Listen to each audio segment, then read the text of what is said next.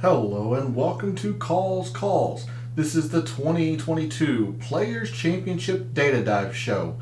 One more piece of information like last night, Kevin Gnaw has withdrawn this week. At least that is what I've seen. The reason that I've seen is that they're expecting, him and his wife are expecting their third child. So congratulations to Kevin Gnaw. But do make note of that change in the field. I have not seen who is replacing him. Last I saw, it was Taylor Moore, who was the first alternate. I don't know if that has changed. All I have seen is that Kevin Gnaw has withdrawn. So with that piece of information out of the way, let's get through this intro. We have a lot to get into. All statistics provided tonight and every night are provided by FantasyNational.com. Amazing resource. It's well worth your investment. It's going to make you a much better gambler, a much smarter DFS player. Just go check them out. There are links to my social media in the description of the video. The social media is where I place my betting cards and any interesting research that I find throughout the week and during the tournament, but mostly throughout the week. And as well in the description is an email to reach out to me if you want to be a part of bonus content. This includes things like bonus videos, my tournament fact sheet that gives my best values, best bets, DFS plays and fades and whatnot. So if you want to be a part of that bonus content, make sure you reach out to the email in the description. And then finally, we are live. Chat is up. I want to hear about anything that you are thinking for the players this week. Any storylines that you think are going to play, any players that you're keyed in on early. So we're here for all of that. So let's get into it. Let's dig into the data for the 2022 Players Championship. And we move over here to Fantasy National. And I know DraftKings is out, but per usual on a Monday, I am just going to stick with the field. Everything DFS is handled Wednesday night at the same time, 9 p.m. Let me make sure chat is up. So we went through the course breakdown and everything with TPC Sawgrass, and we saw maybe a few metrics that we might want to key in on. But let's review a couple of those, especially on the high-level overview. Hey, P, how was your weekend? I hope it was better than mine. The results for me weren't great, but I do feel a lot better in the analysis that I had. I just had all of the players that I had that played well during the week just didn't do well on the weekend. This will explain everything. I had several 6 of 6 lineups through, and some of them didn't even cash in GPPs.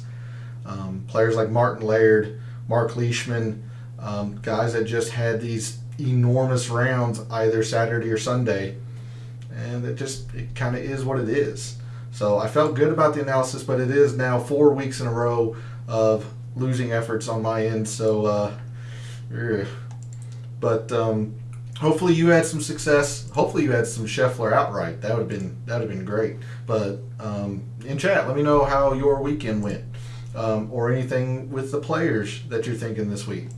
But coming back to kind of the overview for Fantasy National, first thing we noticed last night in the GCSAA tournament fact sheet was that we are on Bermuda greens, and these are historically fast and lightning Bermuda greens. So I'm definitely going to use the fast.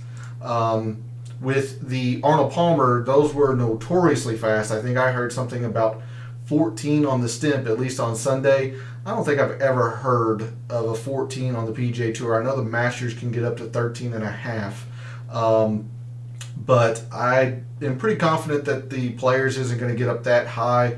Although I don't have it up. Let me bring up the past course conditions just in case we want to refer to it. We saw last night in the initial research, green speeds, always lightning or fast. So pretty confident to use both of those, not just key in on fast or lightning. Had a good week on the whole. My lineups faded on Sunday. I mean, yeah, that was the way mine went. Like I mentioned, the players that I had, I had a lot of Hideki who fell off on Saturday. Hoagie fell off on Saturday. What hurt me the most is that Taylor Gooch was right there. I had an outright wager on him. And he just had I wouldn't even classify it as a terrible Sunday. I mean, he was +5, but in those conditions, I mean, he just had a couple of bad holes, and it kind of happens. It stinks, but it is what it is. So yeah, coming back to the players, green speeds, fast and lightning. We're going to definitely be focusing on fast and lightning Bermuda.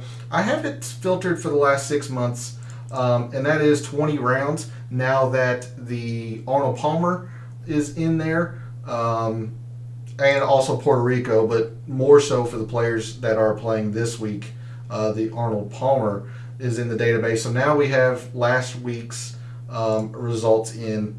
Let's take a look at the best fast and lightning Bermuda putters in the last 6 months.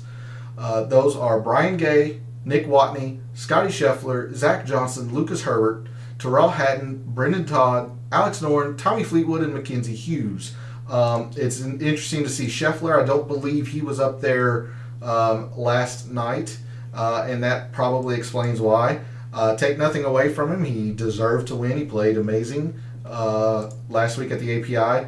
I don't think he's going to gain 8 strokes on approach every week. I don't think he's going to gain 4.5 every week with the putter. But when you do that, you've given yourself a great chance to win, especially a great player like Scotty Scheffler, who's rounding into his own.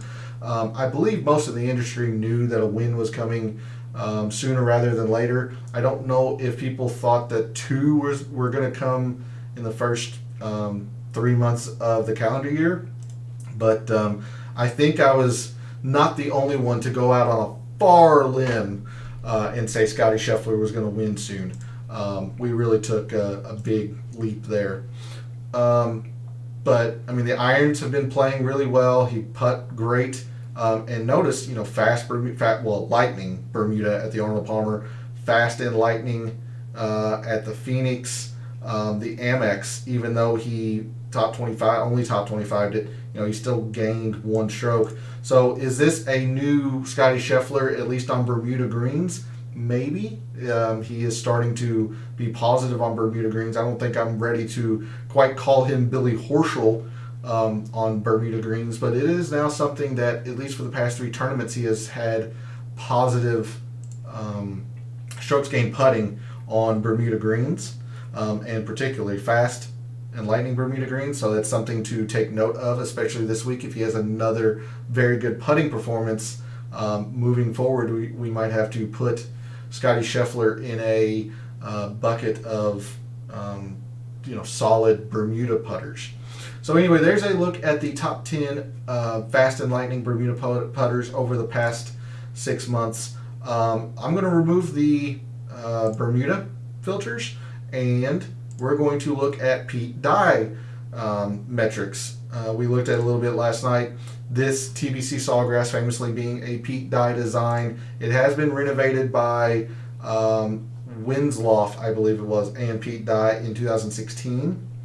And because Pete Dye courses are fairly rare on the PGA Tour, we are going to expand it out to the last 12 months. Now, this will go back to last year's players. It kind of is what it is. But just to recap what those courses are, you've got Harbor Town, the RBC Heritage the week after the Masters, Kiowa, which is not normally in the PGA Tour Rota, but is included in this sample size because it was the PGA last year. The Stadium course at the Amex, the Sunday course, TPC Louisiana, which is the Zurich Classic. So any stats that when the Zurich Classic was an individual event would be in Fantasy National, although I am not grabbing any of it since it's the last 12 months and they don't gather stats for team events.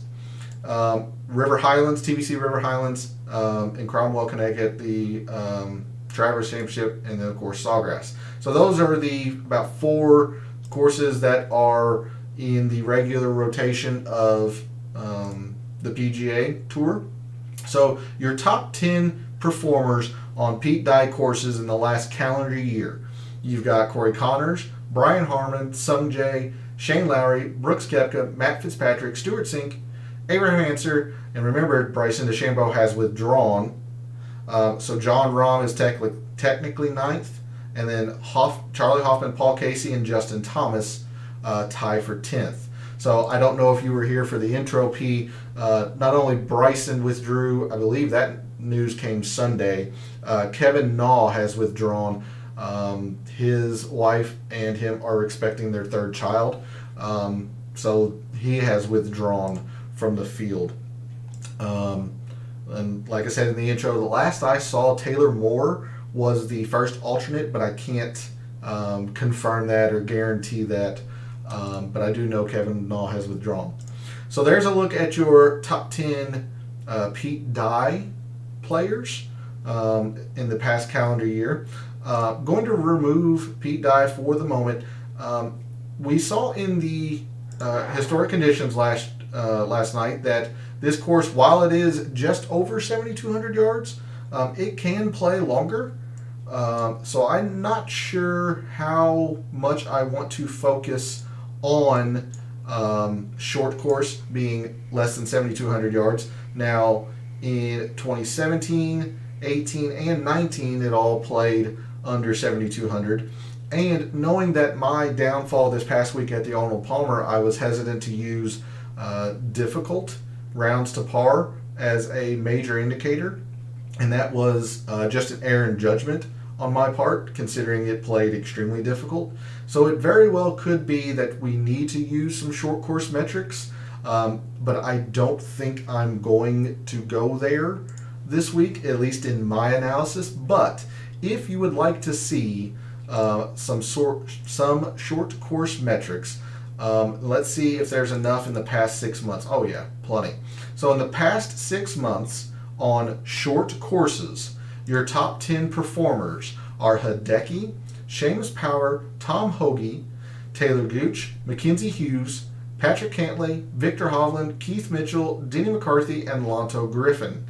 So those are your top 10 performers on short courses, those being less than 7,200 yards per Fantasy National. And again, I don't know how much I'm going to use short course metrics, but coming off a week where I should have used difficult metrics, maybe it's something I need to reconsider or at least think heavily about. So with that out of the way, and then I think the last thing I want to do on the kind of the home page or the overview page here on Fantasy National, to me, strokes gained approach is the most indicative skill set that leads to repeated and long-term success on the PGA Tour. So let's just get a feel for the players in this the players this week. English is my strong suit. Let's get a feel for the top strokes gained approach players this week. You got Will Zalatoris, John Rahm, Russell Henley, Tom Hoge, Russell Knox, Hideki, Scotty Scheffler, Mito, Victor Hovland, and Taylor Gooch. And I mentioned it last night that when you have a field with Colin Morikawa in it, and he's not, I said top 3 last night, but even top 5 in strokes gained approach, you would think either one of two, well, really you would think that he's been struggling. And we checked in on Colin Morikawa last night, and to be honest with you, his irons have been pretty darn good. They've been Colin Morikawa-esque. Going back 6 months is the BMW. Now, it wasn't a fantastic iron week for him, and certainly the Tour Championship was left a lot to be desired by his standards of irons. He just didn't have a good Tour Championship at all. But the previous 3 tournaments have been really, really solid. And again, we don't have the specific measurements from the Zozo, since that was played in Japan. But seeing that he finished 7th, 7 strokes gained total, I think it's fair to infer that he had a good iron week, considering that is his strong suit. So the irons have been there, maybe not to his lofty standards, but they've been there. So that just shows you some of the players and the amazingly hot irons that they have. We highlighted Tom Hoge last night. Russell Henley's always been known as a good iron player. Hideki has been hitting his irons immaculately. Scotty Scheffler, we just looked at, gained 8 strokes at the Arnold Palmer. Victor Hovland, Taylor Gooch, Daniel Berger, Justin Thomas, always been known as a good ball striker, or a great iron player, I should say. So seeing Morikawa 16th in strokes gained approach would normally lead credence to pause or some curiosity. It's just the fact that these guys have been hitting their irons immaculately. I'm just going to click on Hideki, for example. Now, he did top 20 this past week at the Arnold Palmer, and he gained 5 strokes on approach and finished 20th. I mean, he just did Hideki things. He didn't make a putt. But I mean, just the fact. I mean, the last 36 rounds goes back to, I guess, the BMW. Yeah, I mean, he lost quite a bit at the Tour Championship, and then was essentially field average at the Shriners, and just a little bit under at the Genesis. Everything else has been great to elite. 4.5, 3.5, 3.5, 2.5, 5, almost 5. So, and he's what, 6th in strokes gained approach in the past 36 months. Just these are guys of who's who has won recently, or who have just been in fuego on leaderboards and just haven't had the win. Zalatoris, John Rahm, seemingly always up near the top of the leaderboard. Russell Knox might be one to kind of question or consider, but his irons have been great lately. He just hasn't had the putting performances to go with him, or around the green, to be fair. But 4, 3.5, 4.5, 4.5, 5, 3.5. Russell Knox has been hitting his irons immaculately. There's no other way to say it. So most of these guys have been at or near the top of leaderboards, or have a reason why they have not had high leaderboard success, like Russell Knox, who just hasn't made a putt. I mean, even Luke List, who doesn't putt really well at all, he had one good putting week, put it together, and he won. Justin Thomas, so anyway, that's what I wanted to highlight. As we saw last night, Colin Morikawa is 16th in strokes gained approach, and it's not his fault. He's been doing Colin Morikawa things with the irons.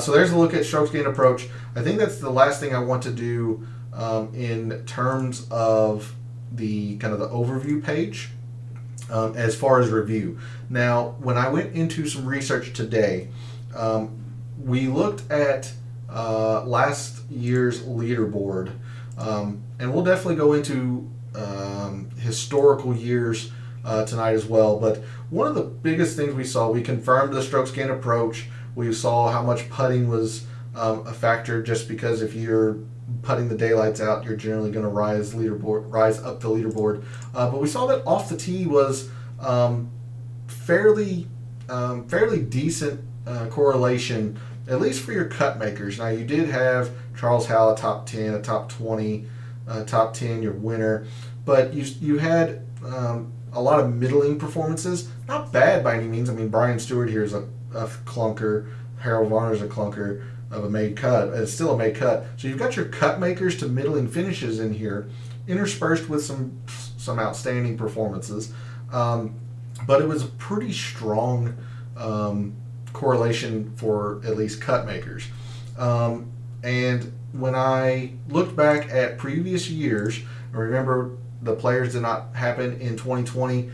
It was the first event that was canceled due to the pandemic.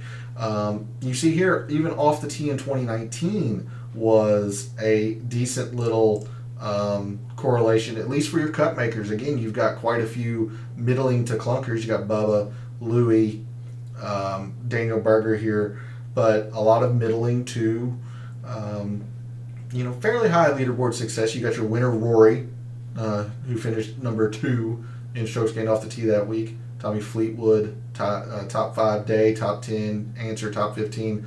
And if you even go back to 2018, the off the tee metric, while not as strong, you did have a couple of missed cuts in there. You still had some pretty higher, or at least seemingly higher finishes than the previous 2 years. You just had a couple of missed cuts along with them. So I think what I'm getting at is I think off the tee is going to play a little bit more, or we need to give a little bit more credence to off the tee than what I was giving it last night. And we saw that in the course breakdown that as you rose up the leaderboard, here's the top 10s. Off the tee pales in comparison to strokes gained approach. But as you rose up the leaderboard, the off the tee started to gain a bit of momentum, and then your winners, the off the tee, really kind of jumped. Granted, it does not come anywhere close to strokes gained approach, but it really starts to distance itself from strokes gained around the green as you move up the leaderboard. So your top 10 off the tee players in the past 6 months. You've got Jon Rahm, Cameron Young, Keith Mitchell, Luke List, Corey Connors, Sung Jae, Rory, Brendan Steele, Victor Hovland, Emiliano Grillo, and Ryan Palmer, your top 10. And something else that I want to do, I'm going to add the Pete Dye filter just because he is a master at forcing players to hit their drives where they need to. Sometimes it's better to be in the right rough than, in the opposite side of the fairway just due to angles and eye lines and whatnot. So I definitely wanted to take a look. I don't know how much credence I'm going to give to it or put in the final data model, but your strokes gained off the tee players on Pete Dye courses: Sung Jae, Matt Fitzpatrick, Abraham Answer, Colin Morikawa, DJ, Corey Connors. Again, DeChambeau has withdrawn, so Brooks Koepka is 7th. Tyler McCumber, Kevin Streelman, Jon Rahm, and Patrick Cantlay. So again, a who's who of professional golf, essentially. Really good stuff there with off the tee and Pete Dye. And I think that's really going to be the end now of the overview. And let's move into some very specific data here. Let's first look at birdies and bogeys, and we did not look at anything on this tab last night in Fantasy National for the initial research. And we looked at the scoring distribution here, and it plays to about average, maybe a bit on the more difficult end. Sorry, jumping around a couple of tabs here. Most of the time, it does play average. You do have your fair share of difficult rounds. It can play easy, but that is certainly the outlier or not the expected. So most average, few difficult rounds here. And in the course breakdown, it kind of confirms that you have about 19.5% birdies. So there are scoring opportunities here at TPC Sawgrass, but you have, I'll round up, say 17% in bogeys and then 2.5% in doubles. That 19.5 plays to about average. And then there's a look at the scorecard. So what I'm getting at here in this regard is I didn't see much in terms of birdies versus bogeys. However, I am going to look at birdies and bogeys on Pete Dye courses. Let's see if there's some correlation there for some players, especially between the strokes gained total players and birdies or bogeys. So first, let's just look at birdies. So your top birdies gained players on Pete Dye courses in the past calendar year. You have Matt Fitzpatrick, Brooks, Charlie Hoffman, Brian Harman, Cameron Smith, Paul Casey, Adam Schenk, Shane Lowry, Emiliano Grillo, and DJ. And notice that really there's only 2 that are performing very well in the bogeys avoided. That is Brian Harman. He is 4th in birdies, 2nd in bogeys on Pete Dye courses. Then you have Shane Lowry, who is 8th in birdies, 14th in bogeys. Everyone else here in the top 10 is very good at getting birdies, but not necessarily the best at avoiding the bogeys. Sure, you've got Emiliano Grillo, DJ, Brooks. I would classify them as good, but nothing that stands out like a Brian Harman To a lesser extent, Shane Lowry, which I would classify as excellent, but not maybe elite. But another thing too that I would like to think, or I am leaning towards, is birdies are better. And the reason I'm leaning towards birdies are better as opposed to birdies only or bogeys only. In the course breakdown last night, we saw that there are a good amount of eagle chances here at TPC Sawgrass. You've got the par 5 second, which yields a 2% eagle rate.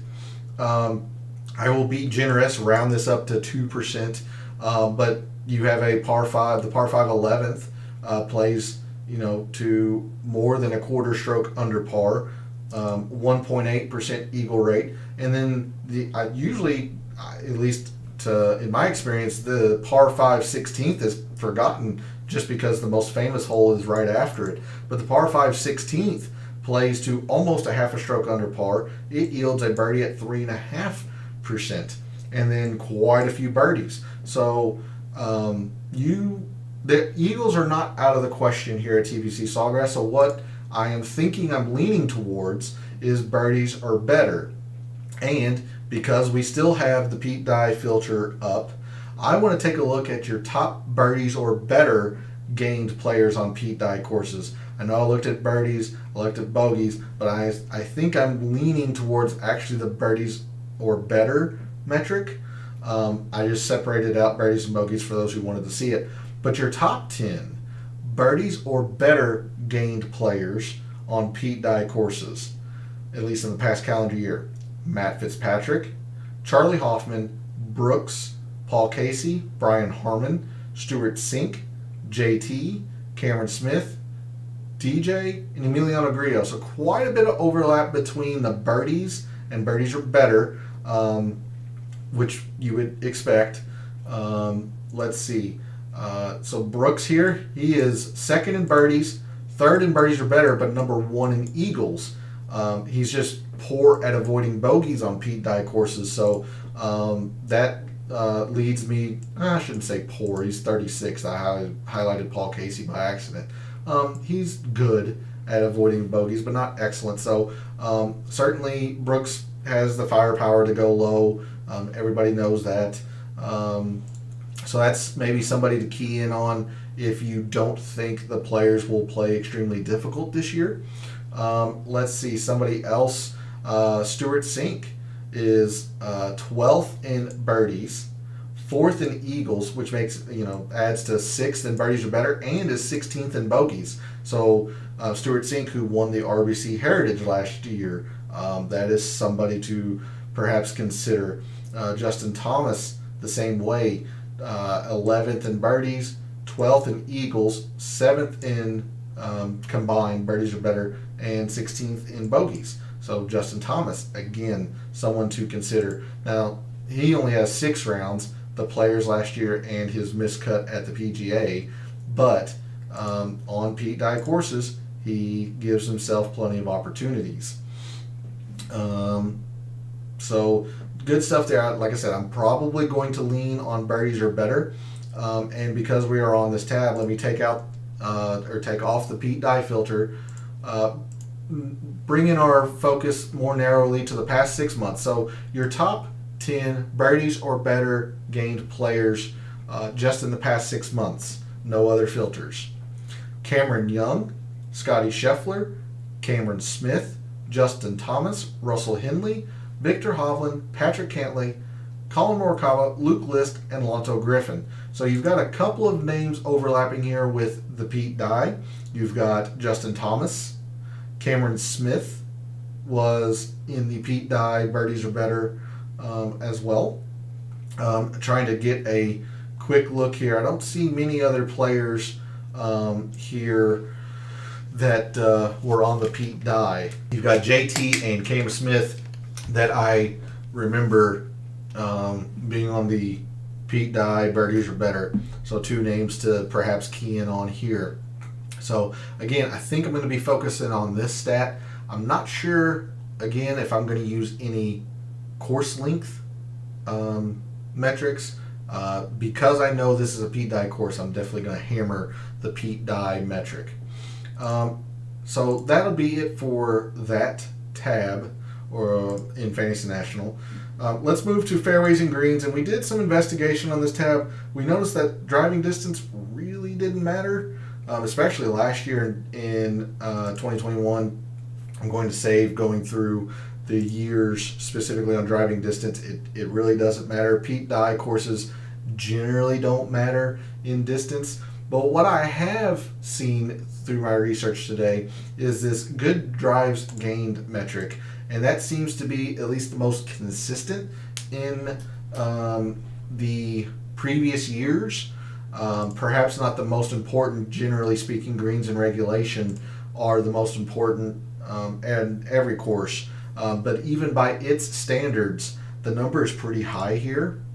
So let's bring up last year's Fairways and Greens. And again, just to take a quick look, driving distance doesn't really matter. Now, the good drives, you definitely had a very poor performance from Taylor Gooch. Bryson and Justin Thomas were negative. It looks like, again, greens and regulation is the main component, and it generally is. But you do have some pretty solid performances here in the good drives. Let's move to 2019 and go Fairways and Greens.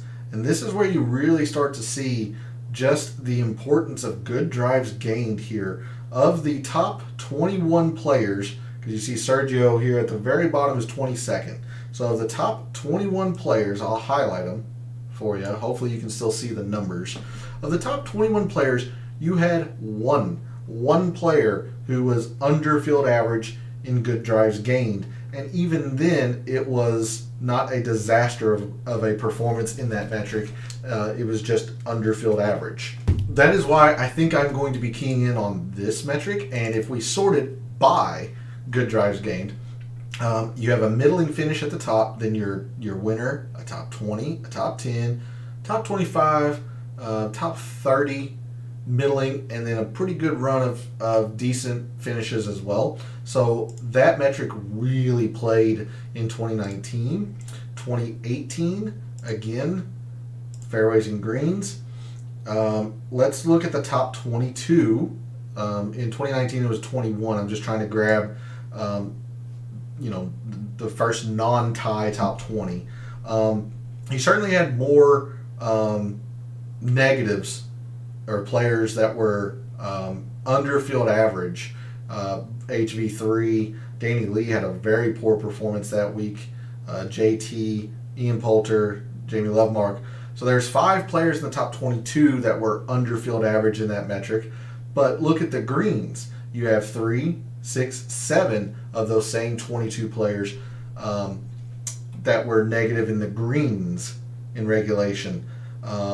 So the more I looked at it today, the more I felt good drives gained was the metric to look at on this tab for the players this year.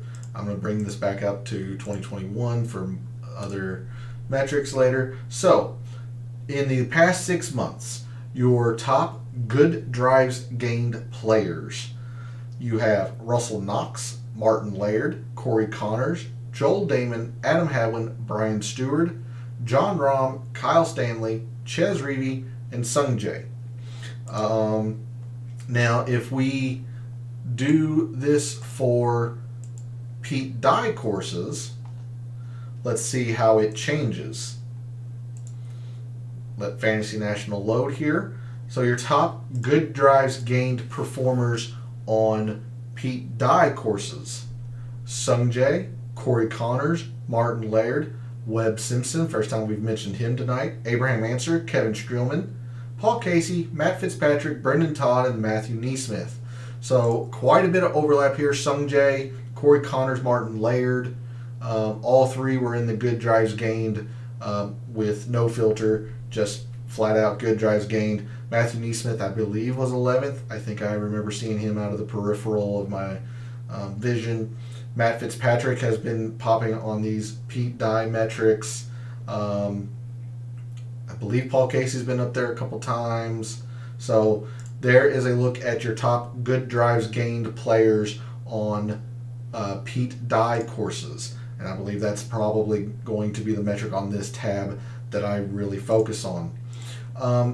We looked at proximity just a bit, and again, for the past month or so, I have been asking my audience, those who watch and follow, what they felt on approach shot distribution. How much credence do they give to it? We saw last week at the Arnold Palmer that the majority, I would say about 30% of the approach shots at the Arnold Palmer traditionally come in the 200 plus range. So I gave that some credence.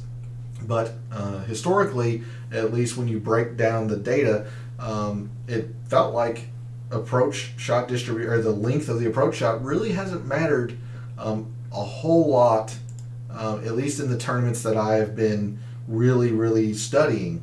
And this week, it looks like the majority of approach shots come from 200 plus, but that's at 22% versus, a 19 from 125 to 150, almost 19 from 150 to 175. So there is no dominant approach shot length here at TPC Sawgrass. But because I am on the topic, I am actually going to bring up this past, I was about to type, but this past Arnold Palmer. And let's take a look and see how much proximity from 200 plus really did play, especially since that was where the majority of the approach shots supposedly come from. And you can see here that I still don't see too much of it. I think, can you see? Yeah, so we'll come down to Tommy Fleetwood, so tie for 20th, which happens to be 25 players. In that range, 200 plus, you have 3, 4, 5, 6, 9 players who were negative, 9 out of the 25. That to me doesn't scream a lot of correlation. Now you do have Victor Hovland, who was fantastic from the distance, but your winner Scheffler, he was barely above field average. Corey Connors was good, or great, I should say. Keegan Bradley was good. Rory was good. So if we sort by the 200 plus metric, you have your cut makers. Victor, who finished second, was number 1 in the category. Corey Connors, top 15. Hideki was a top 20. You have a lot of middling finishes. I would say it's a lackluster correlation. It's not nothing. I'll be fair, it's not nothing. But I would say it's pretty lackluster, almost like off the tee was for the 2021 players. So I am just not sure how much credence to give proximities, just being transparent with you all.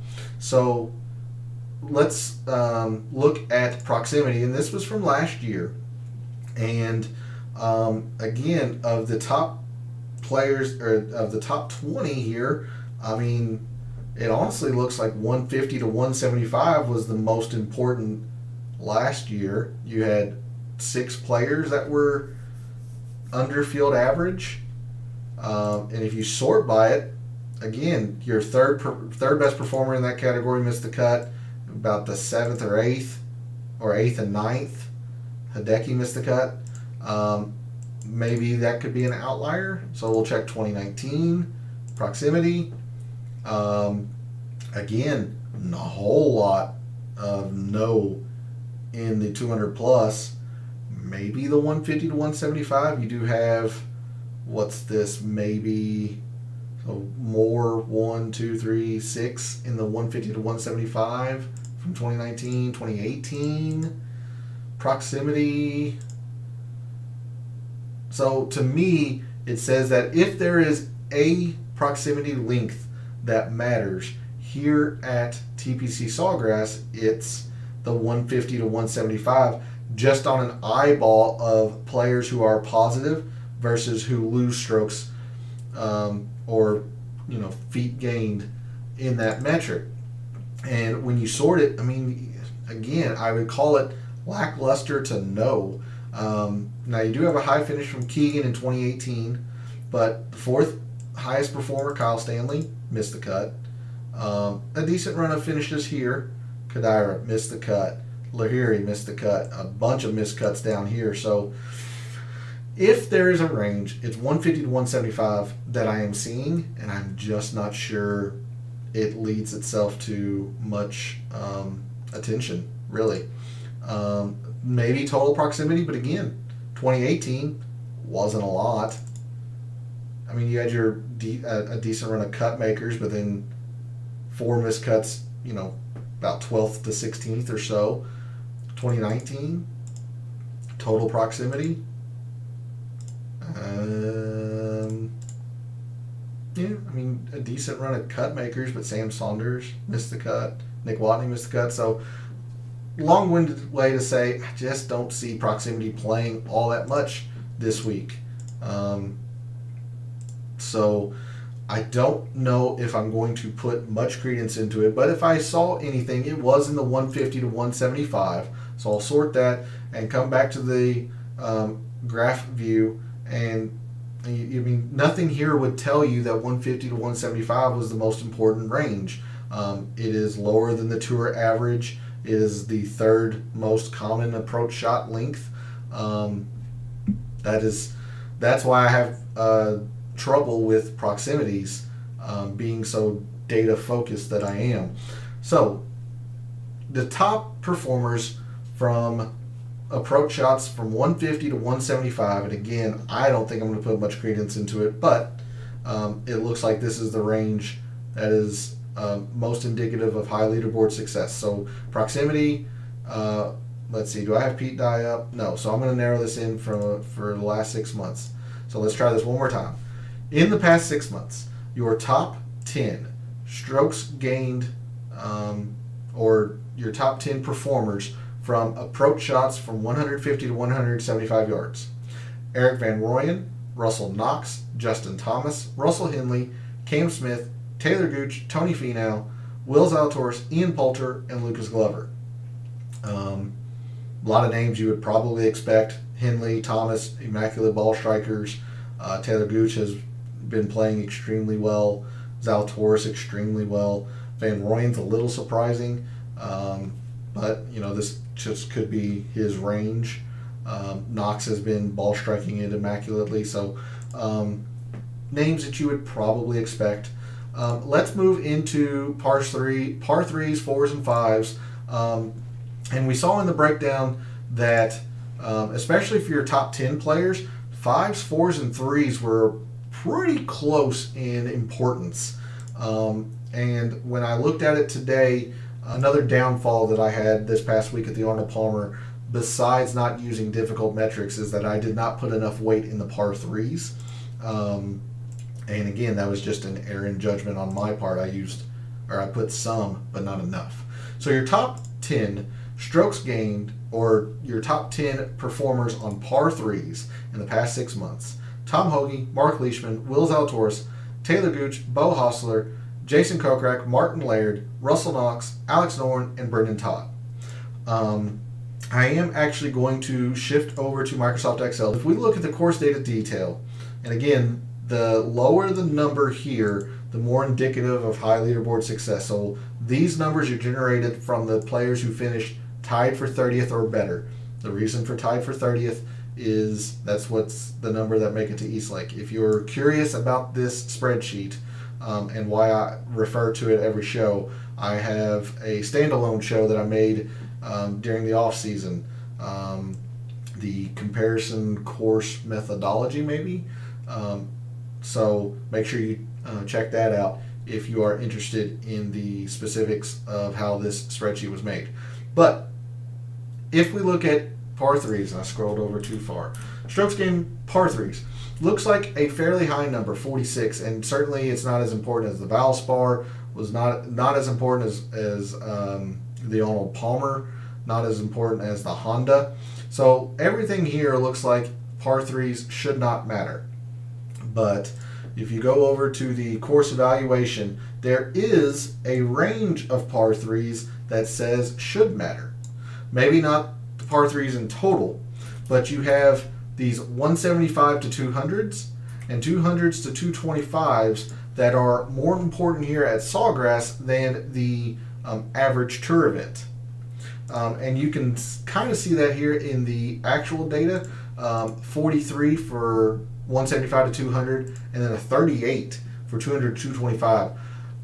So if anything, it would say that this range is the most important, but this is why it's always good to double check. When you go back to Fantasy National, and again, I apologize for having to switch views on you all. I'm trying not to do that too terribly often. When you come to Fantasy National, look at the course breakdown. There are no holes that measure 200 to 225, at least on the scorecard. You can imagine the long par 3, they'll move it down. The one or two of the 175 to 200s will move up into the 200 to 225 as they move tees and pins around and such. But when you have no holes on the scorecard that measure out to what at least the data is telling you is the most important, I get a little weary. I get a little weary. Now the 175s to 200s are there, and it was the second most important. So we can take a quick look here and see if those ranges really do play. So this is last year's 175 to 200. You had quite a few negatives. I don't see much here. 200, 225, quite a few negatives. Let's go to 2019 really quickly. Par threes. See, now this, the 200 to 225, you had, granted they were barely above field average, but you did have a lot of players perform on that length of par 3, but these, no. And then 2018, lastly, par 3s, again, a decent amount here, but there are a lot of 0.2s. 175 to 200s, there's quite a few negatives. So I was thinking that one of these two links, if not both, might matter. And certainly the numbers suggest that they would. I'm just not seeing it, especially when your top performers or players on the leaderboard are only gaining 0.2 and no holes on the scorecard measure to this. Makes me leery. So par threes, I'm just not there on this week. Sorry, I'm scrolling to make sure I don't have any other filters. Two metrics that I do know are going to play are par fours, par fives. Par fives, as you rose up the leaderboard, definitely gained significance. And the par fours, 450 to 500, are the most important length here at TPC Sawgrass. You have 5 of your 10, half of your par 5s or par 4s, measure at this length. And the data says that it is clearly the most important, and we'll see that in Microsoft Excel once we move to that fully here in a bit. So your top 10 performers on par 4s that measure from 450 to 500 yards in the past 6 months: Billy Horschel, Victor Hovland, Cameron Young, Mito, Adam Schenk, Alex Noren, Justin Thomas, Andrew Putnam, Gary Woodland, and Russell Henley. DJ just lurks outside the top 10, John Rahm, Sungjae, Berger. So good stuff there. If we wanted to look at just par 4s of the same, so Cameron Young's number 1 in par 4s, number 3 in the length. Justin Thomas, 4th in par 4 total, 6th at the length. Henley, 7th and 10th. John Rahm, 2nd and 14th. Sungjae, 2nd and 16th. So decent little bit of overlap there. And then finally, let's look at par 5s.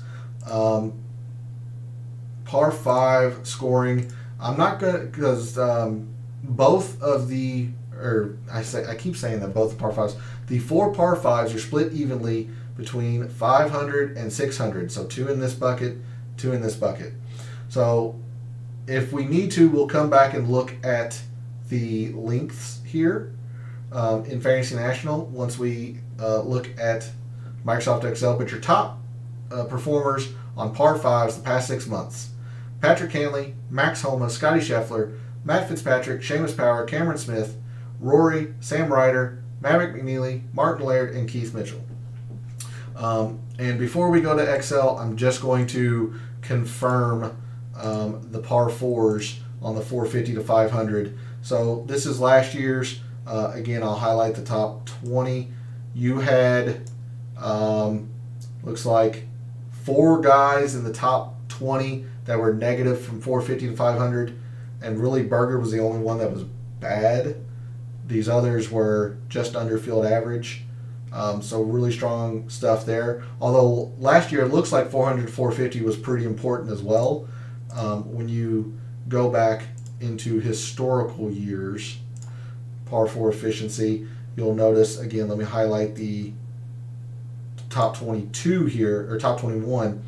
It takes you down to, tie for 16th before you find somebody that was negative. And only 2 of the top 21 were negative, versus the 400, 450, there were 5. And then just to give you even more evidence to really hammer the point home, I guess, let's look at the top 22 from 2018. Again, only 2 in the top 22 were negative at the 450 to 500 length par 4s, whereas you had 6 that were negative from 400 to 450. So a lot of credence in the 450 to 500 bucket.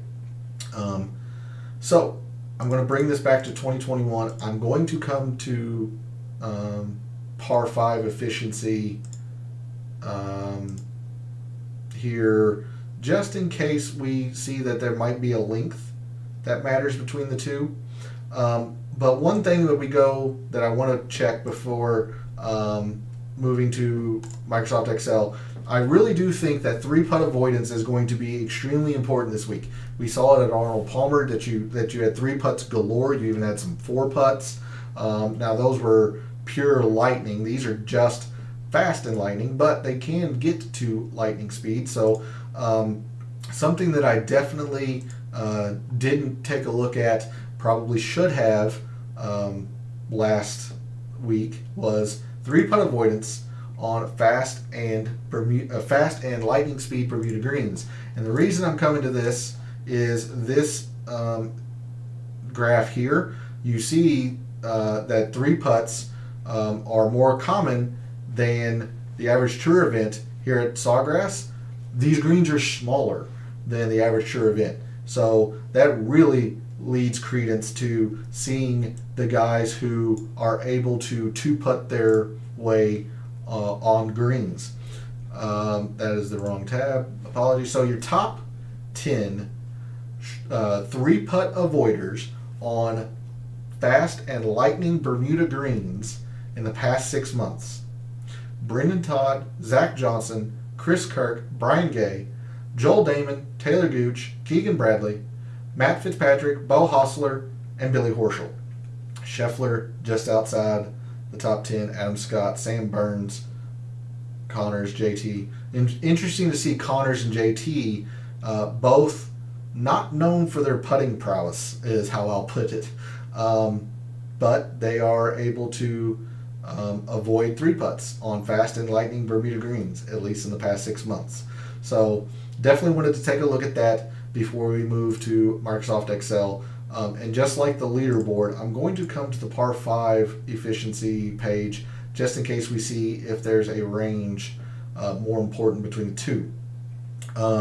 But let's move over to said Microsoft Excel. And the first thing I think I'm going to bring up here is the outlier math that I do every week. And just a quick reminder, anything in blue is what I call a positive outlier. It played less important that year than it normally does. The inverse for red, it's a negative outlier. It played more important than it normally does. The lower the number of importance, the more indicative of high leaderboard success. And then the consistency, obviously, is year over year, how much does it matter? So we see these numbers all the time, or I say all the time. This is what I default to on the kind of the course data detail page that I show you. And then the consistency, I usually highlight anything that's 10 or under. So, for example, driving distance, while it's very consistent, it doesn't really matter. Eagles and birdies, again, eagles, very consistent, doesn't really matter. Birdies, and again, I told you why I'm focusing on birdies are better. Par threes, par fours, par threes 1-0 or 0 to 150, yada yada yada. So when I account for the outliers, sorry, I lost my mind for a second. When I account for the outliers, here's the new importance factor and the new consistency. So the only one that really changed a whole lot was putting. Generally, I don't ignore, but I give more credence to importance that are 40 or under. And while this just missed, if you remove the high outlier from 2017, you get a number that is kind of akin to strokes gained approach, to be honest with you, and it's fairly consistent. So putting is definitely going to be a factor. That's why I think 3-putt avoidance is going to be so important this week. And of course, anyone who's on fire with the putter is going to vault up leaderboards anyway. Here is the fairways gained. Now, while it does gain some importance, again, good drives is just more important, even after removing the high outlier or the positive outlier. Let's see, off the tee does get more important, so I think off the tee could play a little bit. Let's scroll over here real quickly. Let's see some of these positive and negative outliers. Par threes, we saw that 175 to 200, maybe 200 to 225. Again, we looked at this 200 to 225. This says it should be a very, very important statistic, but when you look at the actual numbers, a lot of them were 0.2 or 0.1. It's not going to be really all that important in the long term focus of the tournament. So it's always important just to check the specifics of the data that you're gathering. So I don't think I'm going to be focused on this at all, especially since no holes in the scorecard measure to this length. Maybe 175 to 200, although it's not the most consistent stat. And we saw that par threes, while consistent, just aren't terribly important. The par fours are clearly, and you see the 450 500. Normally, it was the most important range. You remove this high outlier, it gets even more consistent and gets even lower. This is the range of par fours I'm going to be focusing on. And then we come over to the par fives. Again, leading credence to the importance of them. I believe I highlighted that incorrectly. But par fives, fairly important, pretty consistent. And like we said, or like I mentioned, if there is a length of par 5 that mattered, it looks like it would be the 500 to 550 because of this outlier bringing the number to 43, whereas this number very, very low brings it to 48. I'm just not sure. I need to separate those two out. I'm leaning right now going to just strokes gained par 5 in total, but I'm curious to hear what you all think. So jump in chat if you're watching live. Jump in the comments if you are not able to catch this live, if you're watching after the fact. Jump in the comments. Let me know. What do you think? Do you think either of these two lengths matter, or is it just a strokes gained par 5? And lastly, of course, the proximity. I have talked ad nauseum about that. If there is a range that seems to matter, it is the 150 to 175, like we saw in Fantasy National, but even at a 60, not really all that important. So there's the outlier math very quickly. We are running a little bit over, so I want to make sure I look at this sheet here. This is the prior performance of the players in the field this week, specifically at TPC Sawgrass since 2017. And since we know some of the metrics that we want to key in on, let's take a look at some of those sorted by the players here. So first thing we want to do, I always want to look at strokes gained approach, who has just hit their irons well here in the past. So you've got Taylor Gooch. He's 1 for 2, but he's hit his irons immaculately here before. Doug Gim, 1 time. Corey Connors, 2 for 2. Will Zalatoris was 1 for 1. It was a good finish. John Rahm, 4 for 4. Joel Damon, 1 for 2. Answer, 2 for 2 with an average finish of top 20. Sergio, 4 for 4. Griot, 3 for 4. Keegan, 4 for 4. Surprisingly, Colin Morikawa's only played it once. Kokrak, 3 for 4. Daniel Berger, 4 for 4. So there's a look at some of your top gained or top strokes gained approach players here at TPC Sawgrass. Historically, let's take a look at good drives gained and see who is leading in that metric. So you got Doug Gim again, strokes gained approach and good drives. Will Zalatoris again. There's Corey Connors, Abraham Answer, Adam Schenk. Good drives gained metric, but missed the cut his 1 year. John Rahm, Brendan Todd, Webb Simpson, Adam Hadwin, 3 for 4. Pretty middling performances, it seems, but 3 for 4. Chris Kirk, 4 for 4. Paul Hostler, 1 for 3, but good in the good drives gained. Interesting. Jason Day, who loves this course, loves this tournament, 4 for 4. Average finish inside the top 30. Fitzpatrick, 3 for 4. So there's a look at that. A couple more here. Let's see. Definitely want to look at par 4s. Let's just go ahead and jump to the 450 to 500s. There it is right there, actually in the middle of your screen. So your top performers at 400 or 450 to 500. You got Tyler McCumber, Harry Higgs, both of them just 1 time. Lee Westwood, 2 for 2. A lot of that probably predicated on last year's solo second. Wallace, 1 for 1. There's Brooks, 3 for 3. Justin Rose, 3 for 3. JT Poston's 2 for 2. Adam Scott, 4 for 4 with an average finish inside the top 20. There's Answer again. Paul Casey, 2 for 3. DJ, 4 for 4 with an average finish just outside the top 20. Look at Xander. Xander has not played this tournament historically well. Just 1 for 3. Average finish 65th. Siwoo, your winner in 2017, I believe. 4 for 4. Likes this tournament a lot. Tom Hoagie, John Rahm. And then the last thing I want to do, since I am not sure if I want to focus on a length of par 5, let's just look at strokes gained par 5. And I know it's there on your right side of your screen. Let me bring it over for you all. So your top strokes gained par 5 players that have played at the Players Championship. Brooks, I skipped over Will, but it's just 1 time. Will Zalatoris. So Brooks, Justin Thomas, Chris Kirk, Bryce Garnett, Louis, Sungjae, and look at the commonality here with these players.